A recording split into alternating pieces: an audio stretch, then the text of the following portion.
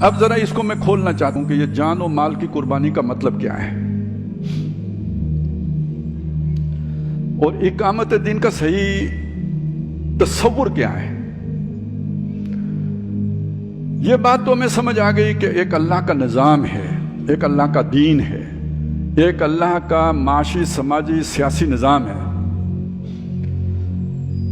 اور یہ اللہ کا نظام کیوں ہے؟ اس لیے کہ اللہ بادشاہ ہے۔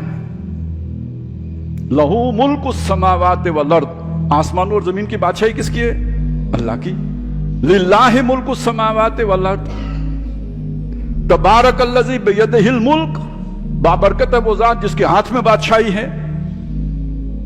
فسبحان الذی بیدہ ملکوت السماوات والارض، پاک ہے وہ ذات کے جس کے ہاتھ میں آسمانوں اور زمین کی بادشاہی ہے، بادشاہتے ہیں۔ وَإِلَيْهِ تُرْجَعُونَ، اسی بادشاہ کے جناب میں پیش کیے جاؤ گے۔ لَهُ مُلْكُ السَّمَاوَاتِ وَالْأَرْضِ وَإِلَى اللَّهِ تُرْجَعُ الْأُمُورُ، اسی کی طرف لوٹائے جائیں گے تمام امور۔ آج آزاد ہو، آج کہہ سکتے ہو میرا مال میری مرضی، آج کہہ سکتے ہو میرا ملک میری مرضی، یہ بھی کہہ سکتے ہو میرا جسم میری مرضی۔ اللہ نہیں پکڑے گا، لیکن لوٹ کے اس کے پاس جاؤ گے، ایک ایک چیز کا حساب لے گا۔ میری شہر میں بادشاہ تھا، میری مرضی سے تصرف کیا تھا یا اپنی مرضی چلائی تھی؟ اِلَى اللَّهِ تُرْجَعُ الْأُمُورُ لَهُ مُلْكُ السَّمَاوَاتِ وَالْأَرْضِ يُحْيِي وَيُمِيتُ وَهُوَ عَلَى كُلِّ شَيْءٍ قَدِيرٌ، اسی کی بادشاہی ہے، وہی زندہ کرتا ہے، وہی مارتا ہے، اور وہ ہر شے پر قادر ہے۔ الملک القدوس السلام المؤمن المہیمن العزیز الجبار المتکبر، وہ بادشاہ ہے، پاک بادشاہ ہے، سلامتی والا بادشاہ ہے، امن دینے والا بادشاہ ہے، واضح کرنے والا، نگرانی کرنے والا بادشاہ ہے، العزیز زبردست بادشاہ ہے، طاقت والا، قاہر چھایا ہوا، متکبر بڑائی والا بادشاہ ہے، اپنی ذات میں خود بڑا ہے، کوئی مانے یا نہ مانے۔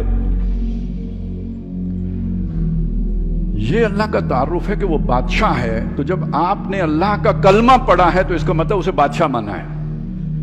وہ اللہ جس کا تعارف محمد رسول اللہ نے کرایا، وہ اللہ جس کا تعارف قرآن مجید کراتا ہے، وہ بادشاہ ہے۔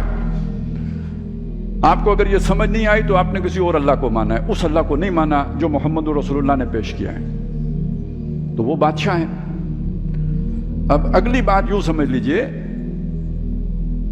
مصر کا علاقہ ہے، وہاں پہ ایک بادشاہ موجود ہے جو کہتا ہے مصر کی بادشاہی میری ہے۔ الیس لی ملک مصر، کیا مصر کی بادشاہی میری نہیں؟ تو ایک رقبہ ہے جس کے اوپر اس کا دعویٰ ہے کہ یہاں کا بادشاہ میں ہوں۔ بنی اسرائیل اسی زمین کے اندر ایک سائٹ پر رہتے ہیں، اس سائٹ پر وہ کہیں یہ ہمارا جو گاؤں ہے، یہ جو ہمارا بستی ہے، یہاں فرعون کی بادشاہی نہیں ہے، ہماری بادشاہی ہوگی، تو کیا ہوگا؟ نہیں سمجھ آئے گی؟ میں سمجھا دیتا ہوں۔ بھائی آج لاہور پر ہم قبضہ کر لیتے ہیں اور کہتے ہیں یہاں حکومت پاکستان کی ریٹ نافذ نہیں ہوگی، ہماری ریٹ نافذ ہوگی، تو کیا ہوگا؟ پتہ ہے نا، یہی وہاں ہوگا، یا جو سوات میں ہوا وہ ہوگا، جو وزیرستان میں ہوا وہ ہوگا۔ کوئی بادشاہ اپنے علاقے میں کسی دوسرے کی بادشاہی کو گوارا کرنے کے لیے تیار نہیں ہوتا۔ تو جو اللہ آسمانوں اور زمین کا بادشاہ ہے، زمین کے اوپر کوئی فرعون کھڑا ہو کے کہتا ہے نہیں بادشاہ میں ہوں مصر کا، تو اللہ سے بغاوت ہے یا نہیں؟ ہاں، نمرود کہے کہ میں بادشاہ ہوں تو بغاوت ہے یا نہیں؟ اور سارے جمہور مل کے کہیں کہ حکمرانی عوام کی ہے، تو یہ نہیں بغاوت؟ اب آپ سنیے، میں نے ایک اللہ کا تعارف آپ کے سامنے رکھا، اب ذرا اس کو سلبی انداز میں اور منفی انداز میں دیکھیں۔ یہ آیتیں شاید ہم نہیں اس طرح دیکھتے۔ اللہ تعالیٰ اپنی اس بادشاہی میں کسی کی شرکت گوارا نہیں کرتا، جیسے سجدے میں شرک گوارا نہیں کرتا نا، ایسے بادشاہی میں بھی شرک گوارا نہیں کرتا۔ سورہ بنی اسرائیل کی آخری آیت ذہن میں ہے؟ لم یکن لہ شریک فی الملک، بادشاہی میں کوئی اس کا شریک نہیں ہے۔ تو جب فرعون کہتا ہے میں بادشاہ ہوں تو شرکت کر رہا ہے یا نہیں کر رہا؟ اور میری بات سنیے، جب میں کہتا ہوں میرے جسم پر میری مرضی چلے گی تو یہ بھی ایک نوع کا شرک کر رہا ہوں. یہ جسم بھی اللہ کا ہے, اس کا دیا ہوا ہے, اس پر بھی اس کی بادشاہی ہے. میں کہوں میری مرضی چلے گی تو یہ بھی شرک کی ایک قسم ہے. میری مرضی چلے گی, میں خودکشی کروں تو مجھ سے وہ کیوں پوچھے؟ لیکن پوچھے گا یا نہیں پوچھے گا؟ پوچھے گا. کیوں؟ اصل مالک تو وہ ہے, مالک الملک ہے. قل اللہم مالک الملک. پوچھے گا. میں اپنے جسم کو غیر ضروری مشقت سے دوچار کروں تو بھی پوچھے گا. ان لنفسک علیک حقا, تیرے نفس کا بھی تیرے اوپر حق ہے, اس کی بھی پوچھ گچھ ہوگی. مال کس نے کمایا؟ میں نے کمایا, محنت کی, کما لیا, دن رات ایک کیے. لیکن آخرت میں سوال ہوگا یا نہیں کہ مال کمایا کہاں سے تھا؟ اچھا کما لیا تو چلیں, یہ تو پوچھ لیا آپ نے کہ کہاں سے کمایا تھا, اس کے بعد تو میرا ہو گیا نا, جہاں مرضی خرچ کروں. لیکن یہ کیوں پوچھے گا کہ خرچ کہاں کیا تھا؟ جیسے والد پوچھتا ہے کہ میں نے آپ کو یہ پیسے دیے تھے کہاں خرچ کیے ہیں. کیوں پوچھتا ہے؟ اس لیے پوچھتا ہے کہ اس کے پیسے ہیں. تو اللہ بھی پوچھے گا کہ اصل مالک تو میں ہوں, اصل بادشاہ تو میں ہوں, میری مرضی کے مطابق خرچ کیے یا اپنی مرضی چلائیے. اب آپ سمجھے نا, نہ جسم پر میرا اختیار, نہ اپنے مال پر میرا مطلق اختیار. تو کسی ملک کے اوپر کسی فرد کا, مخلوق کا کیسے مطلق اختیار مانا جا سکتا ہے؟ لم یکن لہ شریک فی الملک, بادشاہی میں کوئی اس کا شریک نہیں ہے. سورہ بنی اسرائیل میں بھی آیا ہے, سورہ فرقان میں بھی آیا ہے. 2 جگہوں پہ اللہ تعالیٰ نے, اچھا یہ والا شرک کوئی بولتا ہی نہیں آیا ہے. پھر یہ بات بھی آئی ہے, لا یشرک فی حکمہ احدا, سورہ کاف میں. وہ اپنے حکم دینے کے اختیار میں کسی کو شریک نہیں کرتا. حکم, قانون, یہ بھی بتایا الا لہ الحکم, حکم اسی کا ہے. یہ حکم کا کیا مطلب؟ حکمرانی اس کی ہے, کوئی دوسرا حکمران ہو نہیں سکتا. ان الحکم الا للہ, حکمرانی کا حق سوائے اللہ کے کسی کے پاس نہیں ہے. یہ وہ ساری جمع باتیں کریں, آیتیں, یہ تصور ذہن میں لائیں تو آپ کو اقبال کے اس شعر کا صحیح جو ہے نا وہ مفہوم سمجھ میں آئے گا کہ سروری زیبا فقط اس ذات بے ہمتا کو ہے, حکمراں ہے ایک وہی باقی بتان آزری. یہ توحید اگر آپ نے مان لی, اس توحید کا اب اگلا تقاضا جو ہے بڑا عجیب و غریب نکلے گا. اب میں جس ملک میں بیٹھا ہوں یہاں اللہ کو حکمران تسلیم کیا جا رہا ہے؟ نہیں. میں امریکہ میں بیٹھا ہوں, حکمران کون ہے؟ عوام. میں انگلستان میں بیٹھا ہوں, حکمران کون ہے؟ عوام. میں سعودی عرب میں بیٹھا ہوں, حکمران کون ہے؟ بادشاہ. میں یہاں پاکستان میں بیٹھا ہوں, آئین کے مطابق حکمران کون ہے؟ اللہ. عملاً کون ہے؟ نام نہیں لے سکتے, پتہ سب کو ہے, مجھے بھی معاف رکھیں. یہ مسئلہ نہیں ہے کہ ہم اسے پہچان لیں, کم از کم یہ تو پہچانتے ہیں نا کہ اللہ کی حکمرانی مسلم نہیں ہے. ٹھیک ہے نا. جتنے بھی جسے ہم رولنگ ایلیٹ کہتے ہیں اس کے ہاں اللہ بطور حکمران قابل قبول نہیں ہے, یہ تو ہم سب مانتے ہیں نا. اب اگلا مرحلہ یہ آ گیا کہ بھئی یہ پھر اللہ کے مقابلے میں ان کی حیثیت کیا ہے؟ ایک بادشاہ ہے, اس بادشاہ کے اندر کسی کے خلاف کسی نے اپنی بادشاہت قائم کر لی ہے, اس کو چھوڑ کر. اسے کیا کہتے ہیں جی دنیا میں؟ بغاوت. وہ اللہ تو یہ باغی. اب میں سانس لینے پر مجبور ہوں اس معاشرے میں کہ جو سر سے لے کے پیر تک اللہ کی بغاوت پر مبنی ہے. ٹھیک ہو گیا. میں آئسولیشن میں تو نہیں رہ سکتا, معاشرے کا حصہ ہوں تو کنٹریبیوٹ بھی کروں گا سوسائٹی کے بڑھوتری میں, بڑھنے میں. کسی فیکٹری میں کام کروں گا, کہ جاب کروں گا, کچھ جو ہے نا اپنا پیٹ پالنے کے لیے کچھ کروں گا, تو جو مجھے تنخواہ دے گا وہ مجھ سے فائدہ بھی لے گا یا نہیں لے گا؟ تو اب یہ میری ساری جو محنت ہے اس کا فائدہ دنیا میں چلے, مجھے تو مل رہی ہے تنخواہ, اس تنخواہ سے میں کر رہا ہوں یا تو گزارا یا عیاشی, 2 باتیں ہو سکتی ہیں. اگر میں مزدور طبقے میں سے ہوں یا وہ جو جن کو نالی کے کیڑے سمجھا جاتا ہے، تو میں کیا کر رہا ہوں جی؟ گزارا. اور اگر میں تھوڑا سا جنت کوئی آ گیا ہوں اس آفیسر کلب کے اندر، تو اب میں کیا کر رہا ہوں؟ یا نہیں چلیں جسے کو کوالٹی لائف کہتے ہیں، یاشی کا لفظ اچھا نہیں لگتا ہے، کوالٹی لائف. ٹھیک ہے جی. اس کے لیے ایک اور جھانسا ہے، بچوں کو اچھی زندگی مہیا کر رہا ہوں. ایسا ہی ہوتا ہے، ہم سب یہ کہتے ہیں میرے بچے کہیں احساس کمتری کا شکار نہ ہو جائیں، کمپلیکس کے شکار نہ ہو جائیں، ان کو اچھی تعلیم ان کا حق ہے، وہ حق میں نے انہیں دینا ہے. لیکن وہ حق انہیں دینے کے لیے، فیملی کو یہ اچھی زندگی فراہم کرنے کے لیے مجھے اپنی ساری توانائیاں کس کو دینی پڑیں گی؟ سرو کرنا کسے پڑے گا؟ جو اللہ کا باغی ہے. ابھی پچھلے دنوں کی بات ہے، یہ کہیں ہمارے وہ ایک سوال آیا، جیسے ابھی اس کے بعد آپ کے سوالات ہوں گے کہ بھئی الیکشن میں ووٹ دینا کیسے؟ بعض لوگ آج کل کہتے ہیں حرام ہے، نہیں دینا چاہیے. میں نے کہا یار یہ ایک نظام ہے، اس نظام کی مختلف تہیں ہیں. یہ گریڈ 4 کے ملازم سے شروع ہوتا ہے، اسکیل 4 ہوتا ہے یا گریڈ 4 ہوتا ہے، مجھے یہ بھی نہیں پتا. تو جو کچھ بھی ہوتا ہے، میں وہ جو چپراسی سا ہوتا ہے وہاں سے بات یہ چلتی ہے، اور یہ 22ویں اسکیل تک جاتی ہے.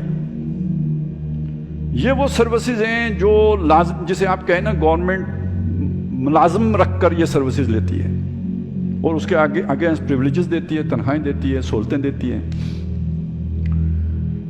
اور اس پوری مشینری کو کنٹرول کر، یہ پوری مشین ہے، اس مشین کو کنٹرول کرنے کے لیے اوپر آ کے عوام کے نمائندے بیٹھتے ہیں تاکہ اس مشین کو عوام کی مرضی کے مطابق رن کریں.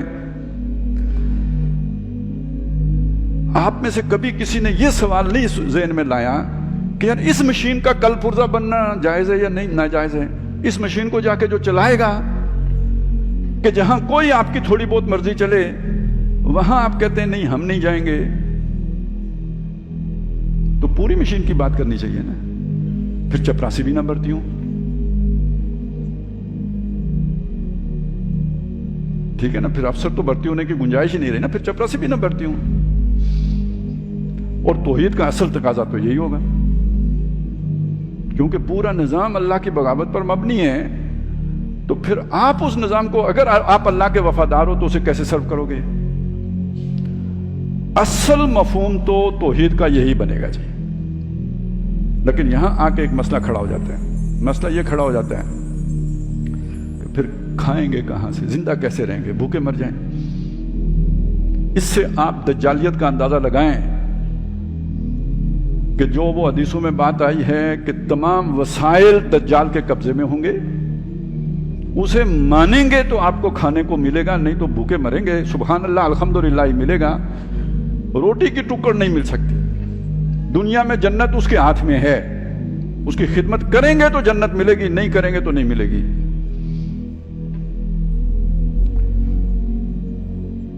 تو اب اقامت دین کا اصل تقاضا تو پھر یہ بنا کہ اس کا انکار کیا جائے اور صرف اللہ کے ساتھ جڑا جائے، نتیجے میں جو مرضی ہو. لیکن یہ کرنے کے بعد آپ کو کوئی معقول آدمی کوئی بھی ماننے کے لیے تیار نہیں ہوگا. گھر والے بھی نہیں مانیں گے. وہ بھی کہیں گے کہ ضرور اس کا کوئی دماغ خراب ہو گیا، نشہ تو نہیں کرتا تھا لیکن یہ کہ کسی کی نظر لگ گئی ہے یا جادو ہو گیا. وہی مجنون، دیوانہ، پاگل جو وہاں کہا جاتا تھا یہاں بھی کہا جائے گا.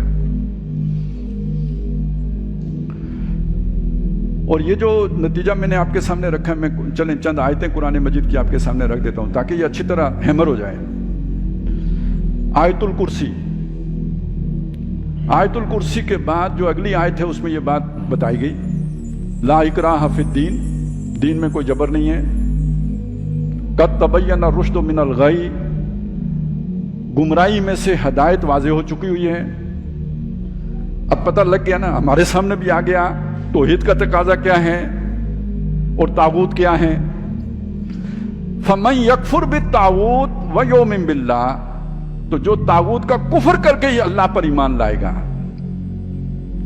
طاغوت کا لفظ بنا ہے طغیانی سے، سرکشی سے.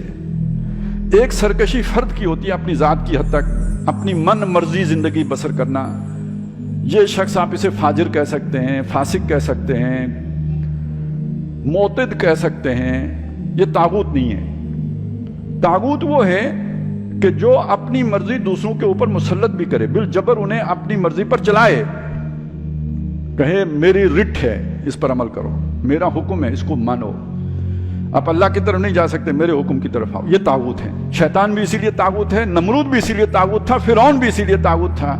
آج وہ طاغوت کون ہے؟ سسٹم۔ تو جو اس طاغوت کا انکار کر کے اللہ کو مانے گا، وَمَن يَكْفُرْ بِالطَّاغُوتِ وَيُؤْمِن بِاللَّهِ فَقَدِ اسْتَمْسَكَ بِالْعُرْوَةِ الْوُثْقَىٰ، اس نے مضبوط کنڈا پکڑا ہے، اللہ سے تعلق اس نے جوڑا ہے۔ واللہ سمیع علیم، اللہ سننے والا جاننے والا، وہ اللہ کو پتہ ہے یہ اب کس حال میں چلا گیا ہے، یہ اجنبی ہو گیا ہے۔ اب لوگ اسے، یہ ہے اللہ کے لیے مجنون بننا، اللہ کے لیے پاگل ہونا، یہ ہے واللہ سمیع علیم، اللہ اس کے حالات سے واقف ہے۔ واقف ہی نہیں ہے، اللہ اس کا دوست ہے۔ اللہ ولی الذین آمنوا یخرجہم من الظلمات الی النور، ایسے ایمان والوں کا اللہ دوست ہے، انہیں اندھیروں سے نکال کے روشنی میں لاتا ہے۔ والذین کفروا، جو کافر ہیں، اولیاءہم الطاغوت، ان کے دوست شیطان ہوتے ہیں، طاغوت ہوتے ہیں۔ اچھے تعلقات، دوستی والے تعلقات، بھائی چارہ۔ آج کل ہم کہتے ہیں جی میرا وہ بہت انفلوئنشل پرسن ہے، الیکٹیبلز، پینیٹریشن، یہ سارے الفاظ دینا تو دوستی کس کے ساتھ ہے؟ تعلقات، انفلوئنشل لوگوں کے ساتھ تعلقات بنانے کا مطلب کیا ہے؟ اسی سسٹم کے اندر کھبنا۔ وہ کیا کرتے ہیں آپ کے ساتھ؟ یخرجونہم من النور الی الظلمات، روشنی سے اندھیاروں میں لے کے جاتے ہیں، قربانی سے نکال کر کمفرٹ زون میں لے کے جانا۔ ایثار اور قربانی سے روشنی پیدا ہوتی ہے، جگر خون ہو تو چشم دل میں ہوتی ہے نظر پیدا، اور یہ سہولتیں، آسودگی، دنیا کا اطمینان، یہ دل کو زنگ آلود کرتا ہے، جس سے دنیا کی محبت بڑھتی ہے، اور جس کی دنیا کی محبت بڑھے، اب قرآن کے فتوے سن لیں۔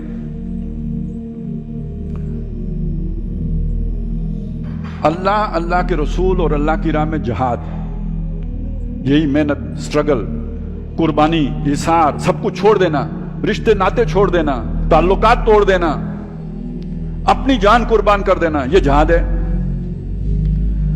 ان تین محبتوں پر جو جسے دنیا کی محبتیں عزیز ہو جائیں، آبا کی، ابنا کی، اخوان کی، ازواج کی، عشیرہ، مال و اسباب، تجارت، گھر، وہ جسے محبوب تر ہو جائیں، اللہ تعالیٰ اسے کہتا ہے تو فیل ہو گیا، فتربصوا، اب جاؤ، فیلئر ہو گیا، انتظار کرو موت کا۔ یہ فیصلہ آج ہی ہو گیا ہے کہ ایسے لوگوں کو اللہ ہدایت نہیں دیتا، واللہ لا یہدی القوم الفاسقین۔ اس کے ساتھ ملی جلی مثال ہے قوم بنی اسرائیل کی، کہ جب موسیٰ علیہ السلام نے کہا لڑو، انہوں نے کہا فَاذْهَبْ أَنْتَ وَرَبُّكَ فَقَاتِلَا إِنَّ هَاهُنَا قَاعِدُونَ۔ تو موسیٰ علیہ السلام نے اللہ سے جو دعا کی وہ کیا تھی؟ فَافْرُقْ بَيْنَنَا وَبَيْنَ الْقَوْمِ الْفَاسِقِينَ، اللہ ہمارے اور ان فاسقوں کے درمیان، فاسقوں کی قوم کے درمیان جدائی پیدا کر دے۔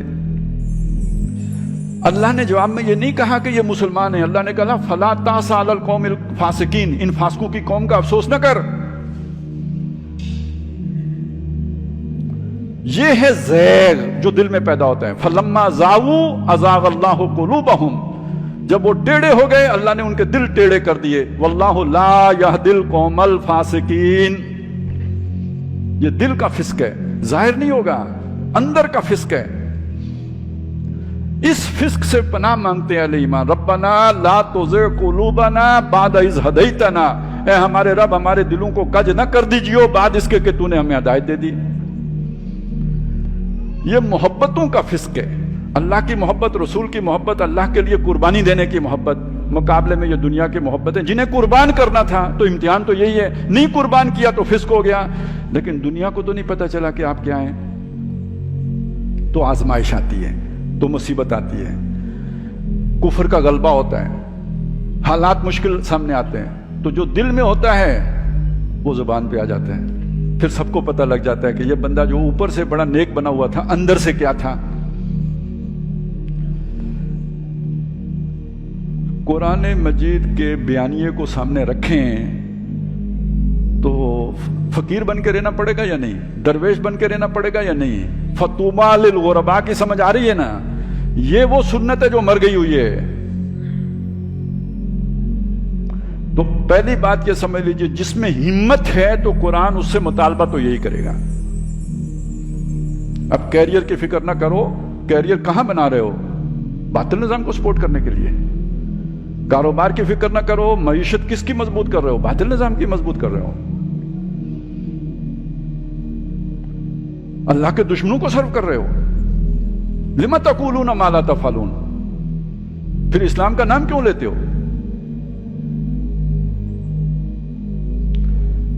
دوسری طرف عملی مجبوریاں ہیں، پھر کدھر جائیں؟ کیا کریں؟ کہاں سے کھائیں؟ کہاں رہیں؟ یہ وہ چیز تھی جس کو ڈاکٹر اسرار احمد رحمۃ اللہ علیہ نے ایڈریس کیا، سمجھایا۔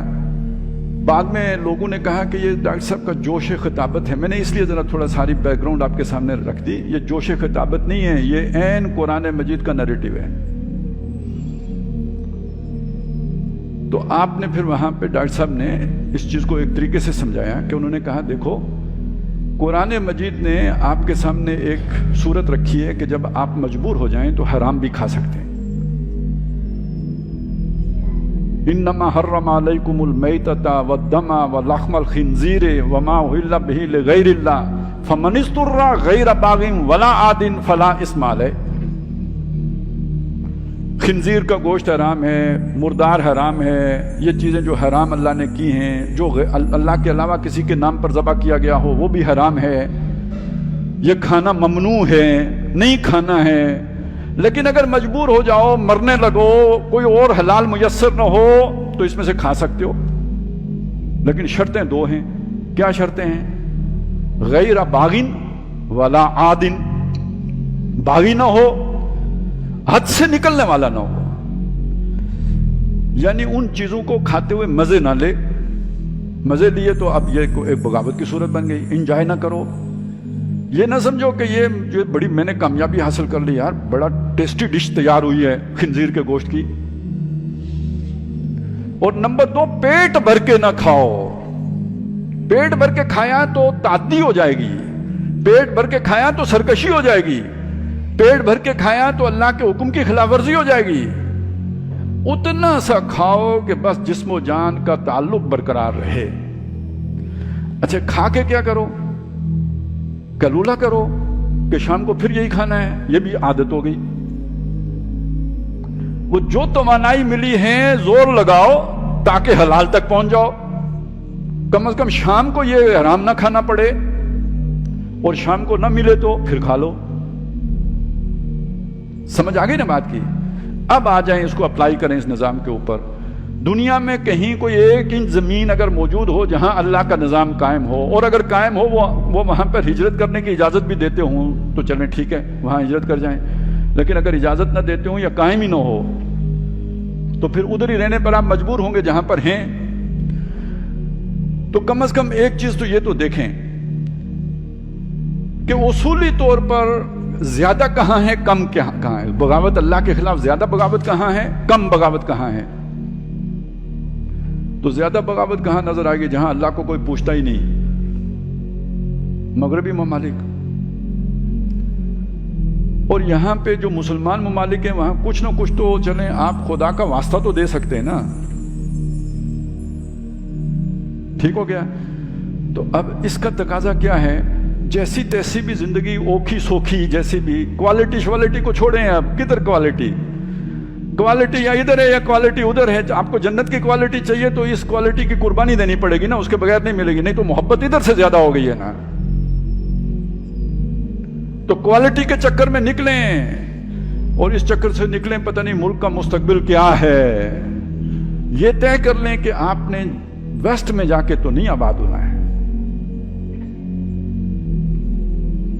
کیونکہ وہاں زیادہ بغاوت ہے۔ اب آپ کہیں گے کہ وہاں لوگ سچ بولتے ہیں، وہاں لوگ امانت دار ہیں، وہاں رشوت نہیں ہے، وہاں عزت ہے، یہ سب کچھ ہے۔ میں بھی مانتا ہوں یہ ہے، ہم سے بہتر لوگ ہیں، لیکن یہ کہ بہرحال ان ساری بہتریوں کے ساتھ ہیں اللہ کے دشمن. کوئی حسین ہو، جمیل ہو، بڑے ایٹیکیٹس والا ہو، بہت تعلیم یافتہ ہو، لیکن بے حیا ہو تو ہمارے کس کام کا؟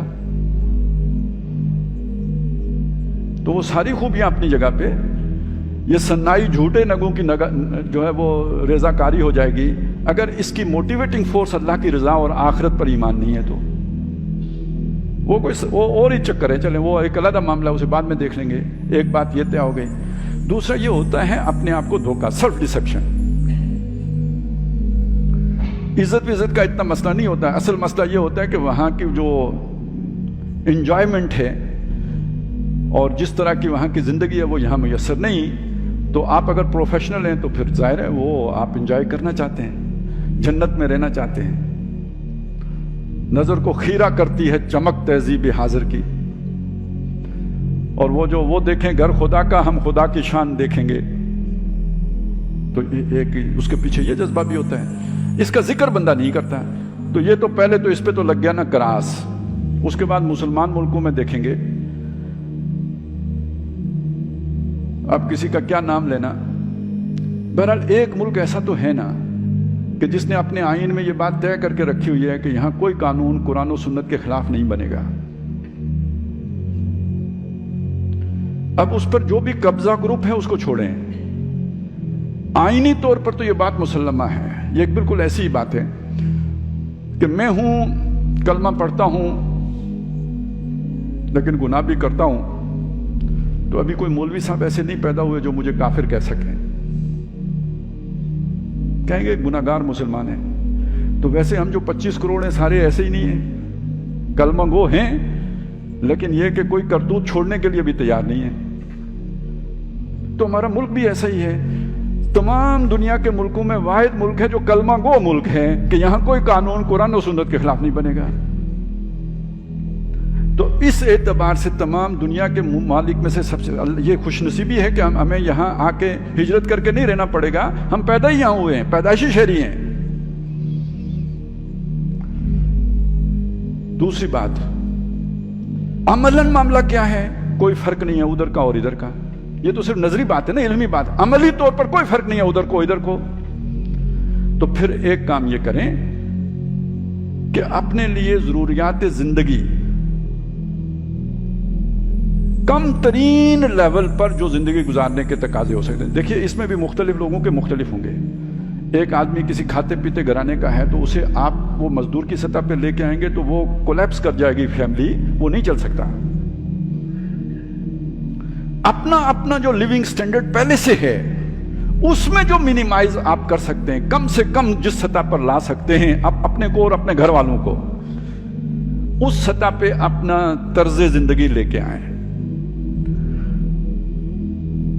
اگر آپ کے پاس 3 گاڑیاں ہیں تو ایک سے بھی گزارا ہو سکتا ہے. اور اگر آپ موٹر سائیکل رکھتے ہیں تو سائیکل سے بھی گزارا ہو سکتا ہے. نیچے لے کے آئیں، اوپر دیکھنے کو چھوڑ دیں. کم کرنے کی سوچ پیدا کر لیں کہ کم سے کم کیسے کیا جا سکتا ہے. یہ ہوگا جی وہ تھوڑے سے تھوڑا کھانا، آرام میں سے تھوڑے سے تھوڑا کھانا. اور یہ جو آپ نے کھایا ہے وہ اصولی طور پر دیکھیں تو یہ بھی غلط ہے.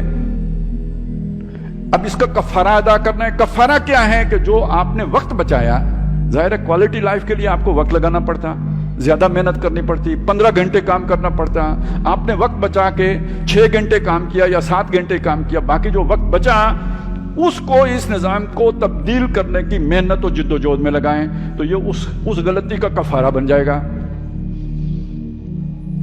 تو نہ ہم یہ کہتے ہیں کہ بھئی آپ کوئی ووٹ دینا حرام ہے، بے شک دیں. تو نہ ہم یہ کہتے ہیں کہ نوکری کرنا حرام ہے، بے شک کریں. لیکن یہ نہ سمجھیں کہ آپ نے کوئی کمال کیا ہے. یہ نہ سمجھیں کہ میں اتنے بڑے گریڈ پہ پہنچ گیا ہوں. بھئی آپ باغی نظام میں گریڈ پر پہنچے ہیں.